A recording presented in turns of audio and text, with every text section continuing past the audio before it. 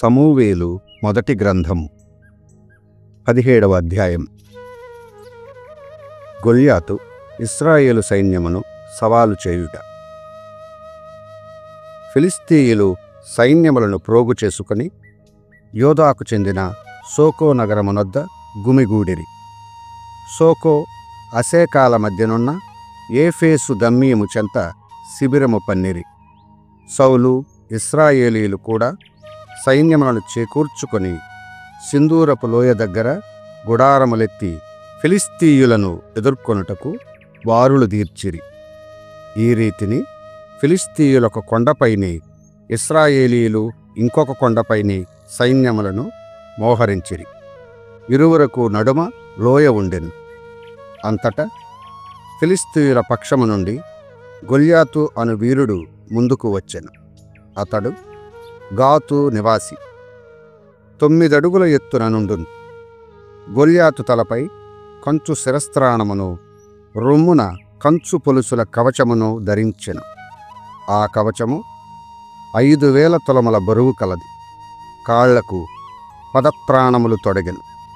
భుజములపై కంచుతో చేసిన ఈటెను ధరించెను. అతని బల్లెపు కర్ర సాలెవాడు చాపు చుట్టెడి మ్రాను పట్టెవలే నుండెను. ఆ బల్లెపు ఇనుప మొన 600 తులముల బరువు కలది. బంటు డాలుమోయుచు అతని ముందు నడుచుచుండెను. ఫిలిష్తీయుడు ఇశ్రాయేలీయుల ఎదుటికి వచ్చి, సౌలు బానిసలారా, మీరిచ్చటికి వచ్చి పోరాటముకు మొనలుదిర్పనేలా? నేను ఫిలిష్తీయుడనుగానా? మీ పక్షము నుండి నన్నెదిరింపగల వారిని ఎన్నుకొని ఇచ్చటికి పంపుడు. అతడు నాతో పోరాడి నన్ను వధించెనేని మేము మీకు దాసులమగుదము. నేనే వారిని గెలుతునేని మీరు మాకు బానిసలై సేవ చేయుడు. నేడు మీ ఇశ్రాయేలు సైన్యముల మీద సవాలు చేయుచున్నాను. నాతో పోరాడుటకు మీ ఇష్టము వచ్చిన వారిని పంపుడు అనెను. సౌలును ఇశ్రాయేలీయులను ఫిలిష్తీయుని మాటలాలించి నిశ్చేష్టులైరి. దావీదు శిబిరముకు వచ్చుట.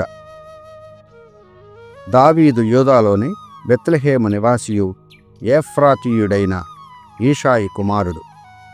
ఈషాయికి 8 పుత్రులు. సౌలు నాటికి అతడు ప్రాయము చెల్లినవాడు. ఈషాయి పెద్ద కొడుకులు 3 సౌలు పక్షమున యుద్ధము చేయబోయిరి. వారిలో పెద్దవాడు ఎలీయాబు, రెండవవాడు అబీనాదాబు, మూడవవాడు షమ్మా. దావీదు కడగొట్టువాడు. పెద్దవారు 3 సౌలుతో పోరాడబోయిరి గదా. దావీదు మాత్రము బెత్లెహేము నుండి సౌలు శిబిరము చెంతకు, శిబిరము నుండి బెత్లెహేములోని తండ్రి మందల వద్దకు వచ్చుచూ బోవుచూ నుండెను. ఫిలిష్తీయుడైన గొల్యాతు 40 నాళ్ళు ప్రతిదినము ఇశ్రాయేలీయులను కవ్వించెను. ఒకనాడు ఇషాయి దావీదుతో, ఈ మానెడు వేయించిన ధాన్యమును, ఈ 10 రొట్టెలను గైకొని వెంటనే శిబిరమునందలి నీ అన్నల యొద్దకు పొమ్ము. ఈ 10 జున్ను ముక్కలను వారి సైన్యాధిపతికి కానుక ఇమ్ము. తోబుట్టువుల మంచి చెడ్డలు తెలుసుకొని నాకొక ఆనవాలు కొనిరమ్ము. వారు సౌలు ఇశ్రాయేలీయులతో గూడి సింధూరపులోయ దగ్గర ఫిలిష్తీయులతో యుద్ధము చేయుచున్నారు అని చెప్పెను. దావీదు వేకువనే లేచి మందలను ఇరుగు పొరుగు వారికి అప్పగించి సామానులను తీసుకొని తండ్రి ఆజ్ఞాపించిన రీతినే బయలుదేరిపోయెను. అతడు శిబిరము చేరునప్పటికీ సేనలు యుద్ధనాదము చేయుచు బారులు తీరుచుండెను. ఇశ్రాయేలీయులు ఫిలిష్తీయులు ఎదురెదురుగానే దండులు తీర్చిరి. దావీదు సామగ్రి భద్రపరచు వారి యొద్ద సామానులుంచి సిపాయి వరుసలను సమీపించి అన్నల యోగక్షేమమడిగెను. అతడు సోదరులతో మాట్లాడుచుండగానే గాతు నుండి వచ్చిన ఫిలిష్తీయ శూరుడు గొల్యాతు సేనల నుండి ముందుకు వచ్చి పూర్వపు రీతినే సవాలు చేసెను. దావీదు అతని బింకములాలించెను. ఇశ్రాయేలీయులు గొల్యాతును చూడగానే జడిసి గబగబా అతని ఎదుట నుండి ప్రక్కకు తొలగిపోయిరి. వారు తమలో తాము, ఈ ముందటికి వచ్చిన వానిని చూచితిరా? వీడు ఇశ్రాయేలీయులను సవాలు చేయుటకే వచ్చినాడు. ఇతనిని చంపిన వారికి రాజు సిరులు కొల్లలుగా ఇచ్చును. తన కుమార్తెనొసగి పెండ్లి చేయును. అతని కుటుంబము వారిక కప్పము కట్టనక్కరలేదు, యుద్ధమున చేరనక్కరలేదు అని అనుకొనుచుండిరి. దావీదు చెంతనున్న వారిని చూచి, ఈ ఫిలిష్తీయుని చంపి ఇశ్రాయేలీల తలవంపులు తీర్చిన వారికేమి బహుమానం లభించును? సున్నతి సంస్కారము లేని ఈ ఫిలిష్తీయుడు సజీవుడైన యావే సైన్యములను తొలనాడువాడా అనెను. వారు, వీనిని చంపిన వానికి లభించు బహుమానమెట్టిదని తమలో తామాడుకొనిన మాటలని ఉదాహరించి చెప్పిరి. కాని దావీదు పెద్దన్న ఎలీయాబు తమ్ముడు పక్కవారితో సంభాషించుట చూచి మండిపడెను. అతడు సోదరునితో, నీవిటకేల వచ్చితివి? నీ పొగరు నేనెరుగుదును. నీవు వట్టి వదరుబోద్దు. పోరు చూచి పొంగిపోవుటకే నీవిటకు వచ్చితివి అనెను. దావీదు, నేనేమి చేసితిని? ఇచ్చట మాటలాడుటకు కూడా వీలులేదా అని బదులు పలికెను. అంతట అతడు మరి ఒకని చెంతకు పోయి మరలా అదే ప్రశ్న వేసెను. అచ్చటి వారును పూర్వపు రీతినే జవాబిచ్చిరి. కాని సైనికులు దావీదు మాటలాలించి సౌలుకు విన్నవించిరి. అతడు దావీదును పిలువనంపెను. సవాలును ఎదుర్కొనుటకు దావీదు సంసిద్ధుడగుట. దావీదు సౌలుతో, ఇతనిని గూర్చి ఎవ్వరూ భయపడనక్కరలేదు. అనుమతి అయినచో నీ దాసుడు ఈ ఫిలిష్తీయునితో పోరాడగలడు అని పలికెను. కాని సౌలు, ఈ ఫిలిష్తీయుని ఎట్లెదిరింపగలవు? నీవు బాలుడవు. అతడు బాల్యము నుండి యుద్ధమున కాకలు తీరిన బొంటు అనెను. దావీదు సౌలుతో, నీ దాసుడు తన తండ్రి గొర్రెల మందలు కాయుచుండెడివాడు. అప్పుడప్పుడు సింగము గాని ఎలుగుబంటి గాని మంద మీద పడి గొర్రె నెత్తుకొని పోయేడిది. నేను వన్యమృగమును తరిమి చావమోది దాని నోటి నుండి గొర్రెను విడిపించుకొని వచ్చెడివాడను. అది నా మీద తిరుగబడినేని మెడక్రింది జూలు పట్టుకుని చితకబొడిచి చంపెడివాడను. నీ దాసుడు సింగములను ఎలుగులను మట్టుపెట్టెను. సున్నతి సంస్కారము లేని ఈ ఫిలిష్తీయుడును వానివలే చచ్చును. సజీవ దేవుని సైన్యములను వీడు సవాలు చేయువాడా? ఎలుగు సింగముల వాడి గోళ్ల నుండి నన్ను రక్షించిన ప్రభువు ఈ ఫిలిష్తీయుని చేత చిక్కకుండా కాపాడకపోడు అని పలికెను. సౌలు, అట్లైన పోయి పోరాడుము, యావే నీకు తోడుగా నుండుగాక అనెను. సౌలు దావీదుకు తన ఆయుధములను నొసగెను. తల మీద శిరస్త్రాణము, రొమ్మున కవచము నుంచెను. ఆ కవచముపై తన కత్తిని కూడా వ్రేలాడగట్టెను. కాని దావీదునకి ఈ ఆయుధములు ధరించు అలవాటు లేకపోవుటచే వానితో నడవలేకపోయెను. అతడు సౌలుతో, నేనెంతవరకు ఆయుధములకు అలవాటు పడి ఉండలేదు, వీనితో నడువజాలకున్నాను అని చెప్పి ఆయుధములను తొలగించెను. దావీదు గొల్యాతు. దావీదు తన కర్ర చేతబట్టుకొనెను. ఏటి ఒడ్డు నుండి 5 నున్నని రాళ్ళు ఏరుకొని సంచిలో వేసుకొనెను. ఒడిసెల తీసుకొని ఫిలిష్తీయుని వైపు పోయెను. ఫిలిష్తీయుడును తన బంటు డాలు మోయుచు ముందు నడువగా మెల్లమెల్లగా అడుగులెడుచు దావీదును సమీపించెను. అతడు దావీదును చిన్నచూపు చూచెను. దావీదు బాలుడు, బంగారము వంటి వడలితో సుందరమైన ఆకృతి గలవాడు. ఫిలిష్తీయుడు దావీదుతో, కర్రనెత్తుకుని నా మీదకి వచ్చుటకు నేను కుక్కననుకొంటివా ఏమి అనెను. తన దేవరల పేరెత్తి దావీదును శపించెను. ఇటు రమ్ము, నీ కండలు కోసి ఆకాశపక్షులకు అడవి మృగములకు ఆహారము గావించదను అని పల్కెను. నీవు కత్తి ఈటే బాకు గైకుని నా మీదికి వచ్చితివి.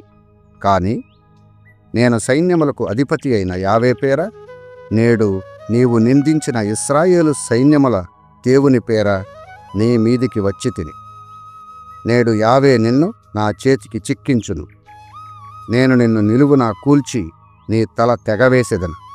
నీ శవమును, ఫిలిష్తీయుల శవములను ఆకాశ పక్షులకు వన్యమృగములకు మేతగా వేసెదను. అప్పుడు గాని ఇశ్రాయేలీయులలో ఒక దేవుడున్నాడని ఎల్లరునూ తెలుసుకోజాలరు. ఇట గుమిగూడియున్న ఈ దండులన్నీయు యావే కత్తి బల్లెముల వలన విజయము ప్రసాదించువాడు కాడని గుర్తించును. ఈ యుద్ధము యావేది, అతడు తప్పక నిన్ను నా చేతికి అప్పగించును అని బదులు పలికెను. అంతట ఫిలిష్తీయుడు మెల్లమెల్లగా దావీదు దగ్గరకు వచ్చుచుండెను. దావీదు సేనల బారులు దాటి వడివడిగా ఫిలిష్తీయునకు ఎదురేగెను. అతడు సంచిలో చేయిడి రాయి తీసి ఒడిసెలలో పెట్టి గిర్రున త్రిప్పి ఫిలిష్తీయుని నొసటిపైన కొట్టెను. ఆ రాయి నొసటిని చీల్చి లోనికి చొచ్చుకొని పోగా ఫిలిష్తీయుడు గభీలున నేలపై బోరగిలపడెను. ఈ రీతిగా దావీదు ఒడిసెల రాతితో ఫిలిష్తీయుని లోగొని విజయము సాధించెను. దావీదు చేతిలో కత్తి లేదు. అతడు వేగముగా పరిగెత్తి ఫిలిష్తీయుని కళేబరము పైకెక్కి వర నుండి వాని కత్తి దూసెను. దానితో వానిని పొడిచి చంపి తల తెగ నరికెను. ఫిలిష్తీయులు తమ వీరుడు నేలకూలుట చూచి గుండెలు చెదరి పారిపోయిరి. కాని ఇశ్రాయేలీయులు యూదీయులు కోయని అరుచుచు ఫిలిష్తీయులను వెన్నాడి గాతు వరకు ఎక్రోను నగర ద్వారముల వరకు తరుముకొని పోయిరి.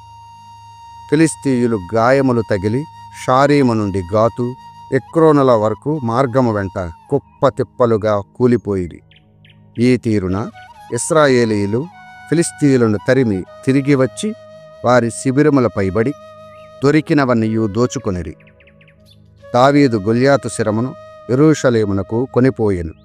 అతని ఆయుధములను మాత్రము తన గుడారముననే ఉంచెను. దావీదు సౌలు సమక్షమునకు కొనిపోబడుట. దావీదు ఫిలిష్తీయుని ఎదుర్కొనబోవునప్పుడు సౌలు తన సైన్యాధిపతి అబ్నేరును చూచి, ఈ పడుచువాడెవరి కుమారుడు అని ప్రశ్నించెను. అతడు ప్రభువు తోడు, నాకు తెలియదు అనెను. సౌలు అట్లయినా తెలుసుకొని రమ్ము అనెను. దావీదు ఫిలిష్తీయుని చంపి మరలి వచ్చిన తరువాత అబ్నేరు అతనిని సౌలు కడకు కొనిపోయెను. దావీదు ఫిలిష్తీయుని తల చేతబట్టుకుని సౌలు సముఖమునకు వచ్చెను. సౌలు అతనిని చూచి, ఓయి, నీవెవరి కుమారుడవు అని అడిగెను. దావీదు, బెత్లెహేము నివాసి నీ దాసుడు ఈషాయి కుమారుడను అని బదులు పలికెను. 12వ కీర్తన.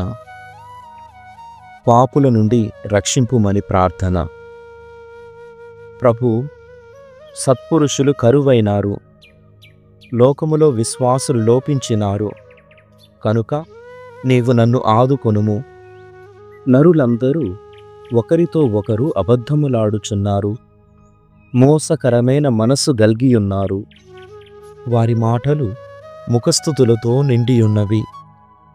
ప్రభు, నీవు ముఖస్థుతులు చెయ్యు వారి పెదవులను, గొప్పలు చెప్పు వారి నాలుకలను కోసివెయ్యుము. మా శక్తి మా నాలుకలోనే ఉన్నది, మా పెదవులతో మేము ఏమైనా పలికెదము. మాకు ప్రభువెవరు అని వారు భావించుచున్నారు.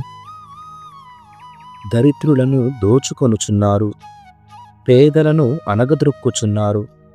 కనుక సాయము చెయ్యుటకు నేను శీఘ్రమే వచ్చెదను. రక్షణను కోరు వారికి నేను రక్షణనిచ్చెదను అని ప్రభువు సెలవిచ్చుచున్నాడు. ప్రభువు పలుకులు పవిత్రమైనవి, కుంపటిలో 7 సార్లు పుటుము వేసిన వెండి వలె శ్రేష్టమైనవి. ప్రభు, మమ్ము నీ అండదండలలో ఉంచుకొనుము. ఈ పాపపు మూక నుండి మమ్ము సదా కాపాడుము. ఏలయన నీచ ప్రవర్తన ప్రబలమైనప్పుడు దుష్టులు గర్విష్ఠులై నలుదశలా సంచరింతురు కదా.